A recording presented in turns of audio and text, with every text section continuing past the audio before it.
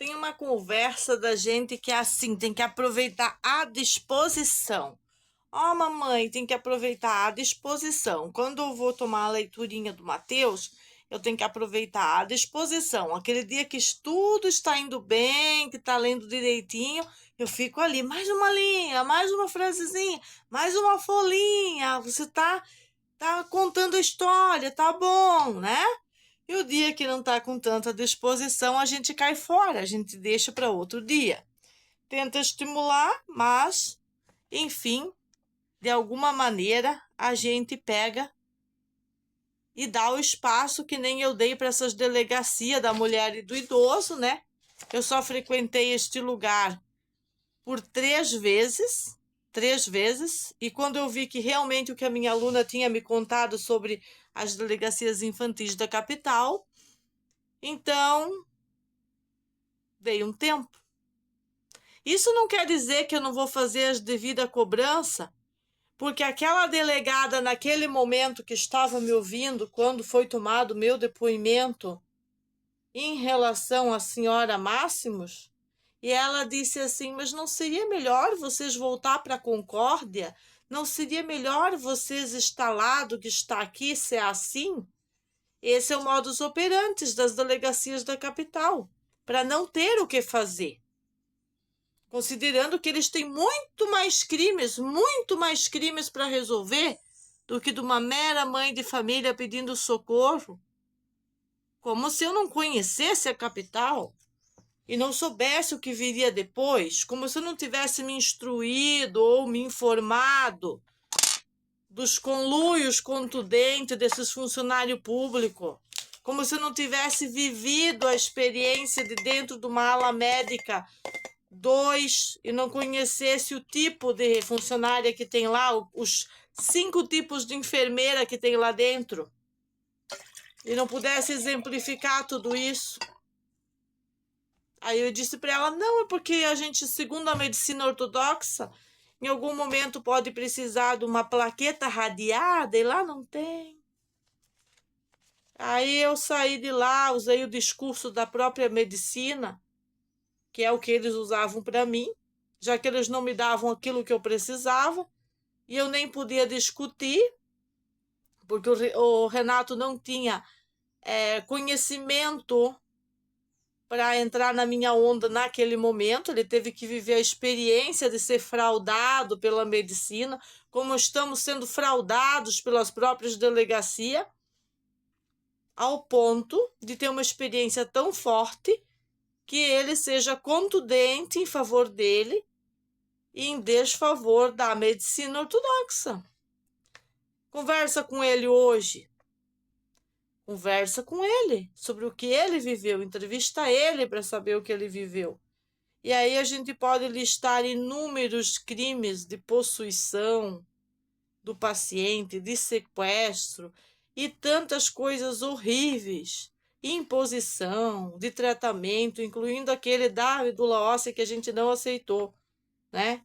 E que tão promissor tem sido os fatores que, como não aceitamos isso, nos levam a sempre sofrer certo ostracismo nas instituições, que já nos visaram, como diz o delegado Guilherme. A história de você está bem conhecidinha na capital. Exatamente, então dá para saber que meus filhos não são ladrões, que eu não sou vadia, apesar de não poder exercer minha profissão aqui nesse lugar tão retirado como eu escolhi para atender vovozinhas, para fazer o meu trabalho, fazer um trabalho mais simples, mas não posso, por causa de quem, senhora Meg? Das vadias políticas, do conluio institucional, do que aconteceu com essas delegacias, em detrimento da família desde aquela data, e em favor de pessoas da ilha, açorianos, porque aqui não tem nenhum muril, não tem índio, para dizer que vão preservar um grupo de elementos que mora aqui, nessa bagunça chamada Costa da Lagoa, que aqui tem de tudo, drogadição, Zumbilândia, E como que eu tenho enfrentado e demonstrado todos esses problemas? Agora é a hora de demonstrar os problemas com registros, os problemas de ostracismo naquelas delegacias. Aí vem uma tal pandemia implantada ali, a gente fica apavorado até que a informação de qualidade chega sobre realmente o que está acontecendo, e chega um batalhão de coisas junto, um batalhão de informação, um batalhão de coisas para destrinchar, e daí a gente vai percebendo por que a escola estava sendo invadida, por que havia bullying com o filho, por que havia perseguição já lá na escola. Por que havia tudo isso, né? São os grupos de politicagem, são os grupos infiltrados, são grupos treinados há mais de 30 anos por instituições internacionais a fazer valer algo que não tem nada a ver com as leis do nosso país. Não tem nada a ver com preservação da família, da criança, são imposições absurdas que vão contra a lei e a ordem, que vão contra a família. Por isso, tanta dissonância. Aqui já teve um cunho sexual naquilo que eu denunciei lá, naquela delegacia. E ninguém se importou se os meus filhos tinham que aturar um bêbado de merda vindo para cima da mãe dele como se a mãe dele fosse propriedade. Agora estão tão preocupados os senhores e senhoras da lei, porque veio polícia de tudo que é lado aqui para justificar os vídeos anteriores que eu digo que me mandaram pegar um facão e me virar? Tentar reverter a situação? Vocês não podem. Eu tenho as imagens de mim na base da rendeira no dia que me foi amputado na frente do Renato esse tipo de balbuzeira.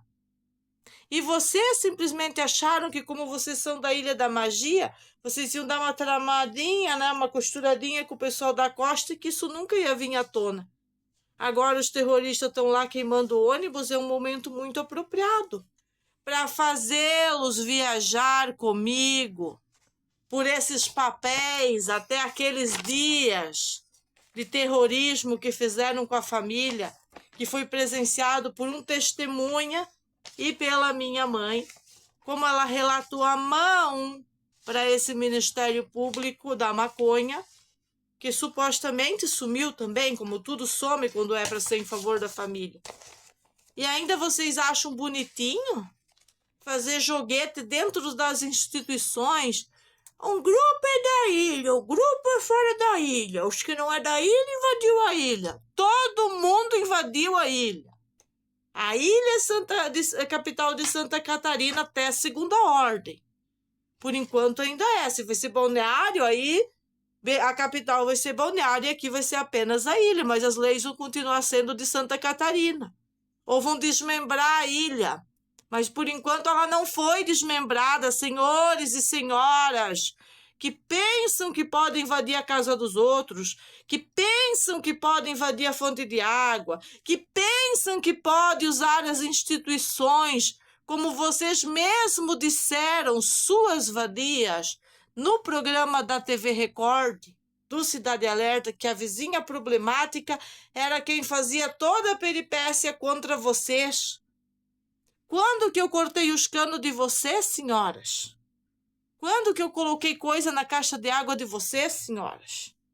Se tem uma coisa que nós temos é moral, idoneidade moral, bons costumes. Quando se reportamos a vocês foi para descer uma bitoneira e construir o caminho. Nunca pedimos um saco de areia para ninguém.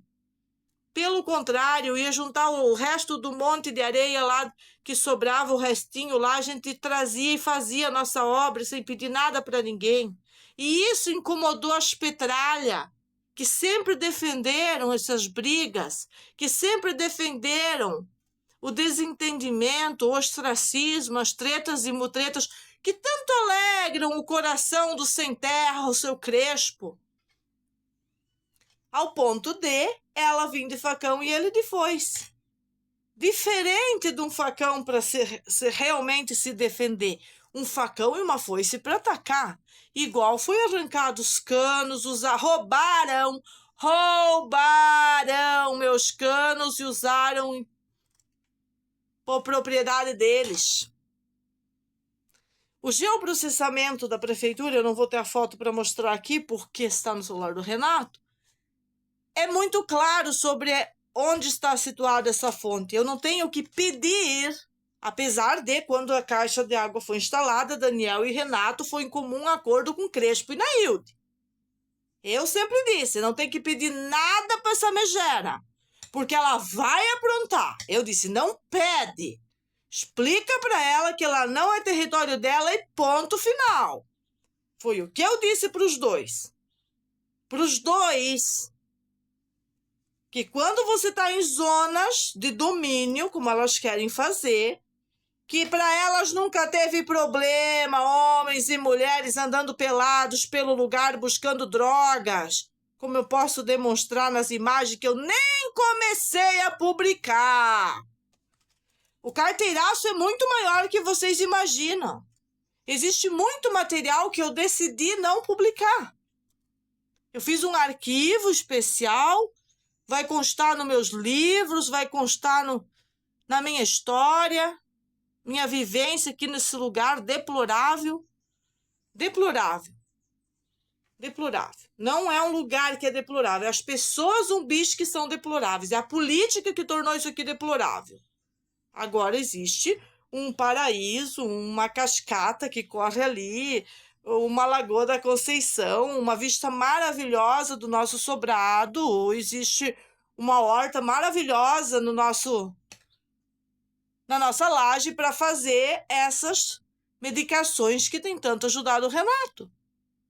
Existe um conjunto de coisas.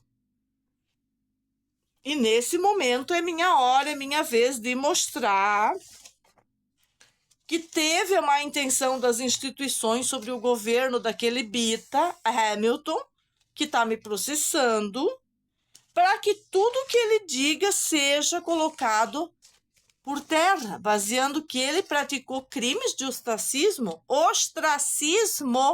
numa delegacia e contra uma mulher. Ostracismo na delegacia e contra a mulher. Ostracismo dentro da delegacia, da 10ª delegacia contra a mulher. E também ostracismo nas delegacias de criança. Ou é normal, depois dos registros, o cara pegar o distintivo, chegar aqui embaixo? De certo que ele não teve acesso ao segredo de justiça naquele momento, né? Ah, porque ela deve isso, ela tem isso, os problemas. Não, ela não é uma pessoa idônea. Como se fosse possível medir a idoneidade de uma pessoa pelo que consta nesse chamado puteiro narcocapitalista judiciário. Usado para perseguir muitas pessoas por muitos anos e para livrar outras, como foi o caso do segredo de justiça em Concórdia, que eu vou fazer questão de tornar público pela lei de direito à informação, aquilo tem que virar público. A corrupção